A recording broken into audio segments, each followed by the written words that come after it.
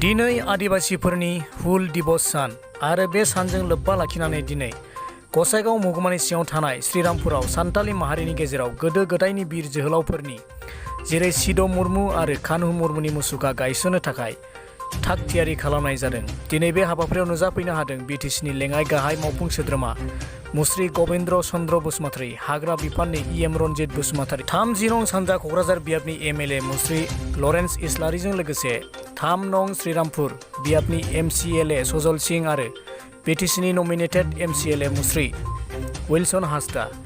बिटिसिनि लेङाइ गाहाय मावफुं सोद्रोमा मुस्रि गबिन्द्र चन्द्र बसुमतारी बिथाङा गावनि आखाइजोंनो सिद' मुर्मु आरो कान्हु मुर्मुनि मुसुखा अन्थाइखौ गावनि आखाइजों बेखेवो। मख'नो गोनांदि सिद' मुर्मु आरो कान्हु मुर्मु बिथांमोना गुफुरसाफोरनि बेरेखा इं 1855 मायथाइनि 30 जुनाव 15,000सो रायजो राजाफोरखौ लानानै गासै सान्थालि हारिखौ गुफुरसाफोरनि हेंथा गसंनो आरो सोमावसारनो ज' खालामनानै बयनोबो साहस आरो बोलो होदोंमोन।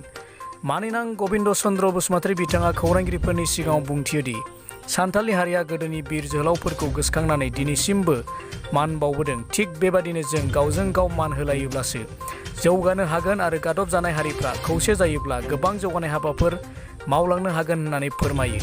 लोगोसे बिटिसिनि गाहाय मावफुं सोद्रोमा मुस्रि प्रमद बर' बिथांनि रां अनसुंथाइ हरनायाव बिर जोहोलाव सिद' मुर्मु आरो कान्हु मुर्मुनि अन्थाइ मुसुखाखौ मावफुंनो आगान सुरदों होननानैबो खौरांगिरिफोरनि सिगाङाव फोरमायदों बिटिसिनि सायख'जानाय एमसिएलए उइलसन हासदा बिथाङा।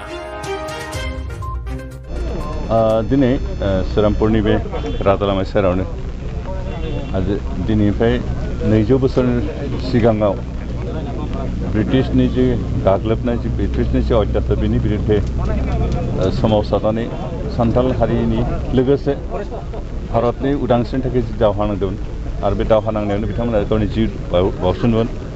बे जिउ बाउनाय मुंख्लं सानै सुबुं सिद' मुर्मु आरो कान्हु मुर्मु बिथांमोननि अन्थाइ खाम्फा बिथांमोननि मुर्ति गायसननो बेखौ सान्थाल जनगोष्ठीया जि सिमां नुबाय थादों बेखौ मोगथां महर होनो थाखाय दिनै अन्थाइ खाम्फा गायसनजेननाय जाबाय। आरो दिनै बे हाबाफारियाव आं गावखौनो थाफानो मोननो गोजोननाय मोन्दों। बेखे जि जातिया हारिनि थाखाय थै जिउ बावनानै मुंख्लं जालाङो बिथांमोनखौ सनमान होनो रोङोबासो जातिया थांनानै थानो हायो। दिनै सान्थाल जनगोष्ठीया 200 बोसोरनि सिगाङाव जिउ बावलांनाय मुंख्लंफोरखौ बावाखै आरो बिथांमोनखौ सनमान होनानै दिनै बेयाव मुर्ति मोनसे गायसनदों। बिनि ओंथियानो जाबाय जे सान्थाल जनगोष्ठीया अरायबो संग्राम खालामनानै थांनानै थानो हागोन। बिथांमोना गावनि राव, गावनि हारिमु, गावनि थुनलाइ, गावनि रोखा सिनायथिखौ फोथांना लाखिनो हागोन। आरो दिनै बेनिखायनो बिथांमोनखौ सनमान होनायनि गेजेरजों जों साखाथि फाखाथि थानाय जायफोर उन्दै गादब जानाय हारि बिथांमोनाबो सोलोंनांगोन जे जाय जोहोलावफ्रा जातिनि थाखाय हारिनि थाखाय समाजनि थाखाय नांनानै जिउ बावलांबाय बिथांमोनखौ जों अरायबो सनमान होनो रोंनांगोन आरो सनमान होयोबासो जों गावनि राव हारिमु थुनलाइखौ फोथांना लाखिनानै अरायबो मोनसे गोथां हारि हिसाबै थांना थानायनि मोनसे थुलुंगाखौ गोहोखौ जों मोनबाय थागोन। बेनिखायनो जों सोलोंनो गोनां बाथ्रा। बेनिखायनो दिनै बे जि मुर्ति गायसनगोन बेयो अकल सान्थाल जनगोष्ठीनि थाखायल' जानाय नङा, खिन्थु जोंबायदि जेसेबां उन्दै हारि गादबनानै दोनजानाय हारि बिथांमोननि थाखाय मोनसे थुलुंगानि मोनसे फुंखा जाना थागोन। बेनिखायनो दिनै बेबायदि मोनसे गोथार हाबायाव बाहागो लाफानो मोननाय गावखौनो गोजोननाय मोनो। दिनै सावथाल फरायसा आफादनि बानजायनायाव सिद' मुर्मु आरो कान्हु मुर्मु जे हुल दिवस बेखौ बिथांमोना फालिदों।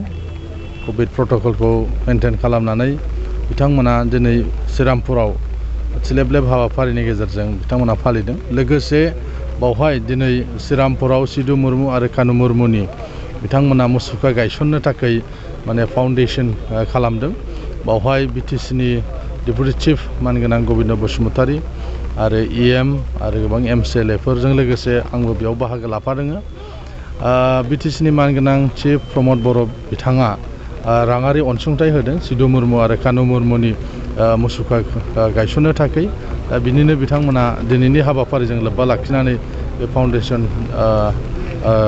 जे हाबाफारि बे हाबाफारिखौ खालामदों। जोंनि खोथाया बेनो जे बेवहाय गुबुन गुबुन हारि माहारि दङ।